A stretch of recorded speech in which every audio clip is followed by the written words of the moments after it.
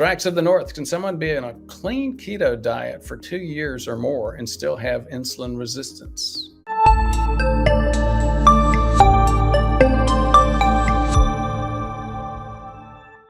Here's a quick, easy, and inexpensive way to learn how to save your life by learning more than your doctor told you, and maybe more than your doctor knows. I would say you certainly can, realize that, a problem that sometimes, we've been 40 or 50 years into the problem. It might not be completely undone in 2 years. It's going to be greatly improved in my experience. I know people who have been doing a pretty clean diet and still have some insulin resistance, sometimes because, the diet isn't quite as clean as it may be, specifically when people talk about being on a ketogenic diet, I still ask them, how much processed food are you eating? What are those sources of fat in your diet? Because if you're getting a lot of the fat that's fueling your ketogenic diet from, vegetable and seed oils, that's going to be a problem. Specifically talking about vegetable and seed oils, and we haven't gotten into this much today, but we know that these things can persist in our fat cells for years, and so it can take years to get them out and to really overcome that insulin resistance.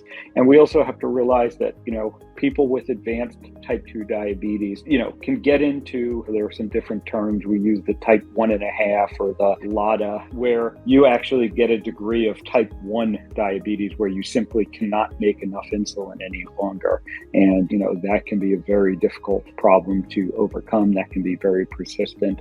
So the unfortunate answer to this is yes, you can have a very clean ketogenic diet and still remain insulin resistant for years. So yeah, I would say the same thing. And you see it with two different issues most often. One is the assumption that I can eat all I want as long as I don't eat any carbs. Well, again, that gets back to the issue. Even low carb diet is not going to overcome a lifestyle issue. And it's a lifestyle issue if you're eating too many calories. And even though it's low carb, it can cause a problem. If you go back and you look at one of my videos titled The Secret Life of Fat Cells, it's covering a lecture that was an award-winning lecture of the same name. We used to think fat tissue was inert energy storage tissue, and now it's become crystal clear. It's anything but that. So fat drives this problem, as Phil and I have mentioned multiple times on this show already. So just so you're keto doesn't mean you can eat all you want. You got to have a healthy weight. Then there's the other issue, genetics. And Johnny brings it up. Before I read his comment, I'll say, I'm a poster boy. My BMI was 21, 22 when I discovered my own prediabetes, and then actually documented a couple of blood sugars over 200. So therefore met the criteria for full-blown type 2 diabetes, even though I'm pretty skinny. So it's not all just your diet. It's not all just body fat. There's some genetics there too. Johnny F says, I feel genetics also plays a large role. I had an aunt who passed recently at 94. Other than being a non-smoker and drinker, did not follow a healthy life by today's definition, minimal exercise. Any comments? Well, yeah,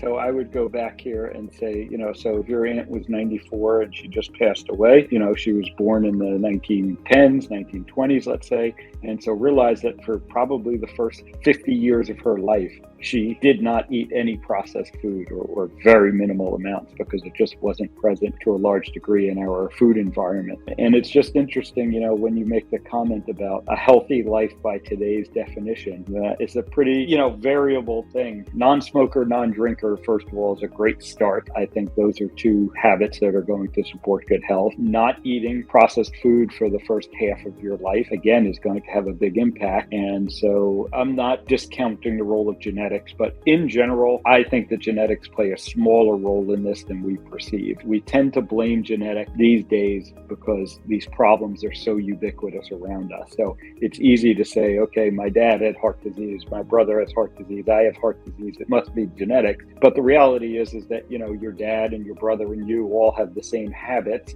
Habits get passed down in families. And when we just look at the simple facts that heart disease was essentially non-existent in the turn of the 20th century, 1900, and it became ubiquitous by 2000 in a 100-year time span, genetics don't change that quickly on the population level. Genetics change over thousands of years, eons. They don't change over 100 years. So it can't be genetics that explains why heart disease went from non-existent in 1900 to ubiquitous in 2000. Really good points.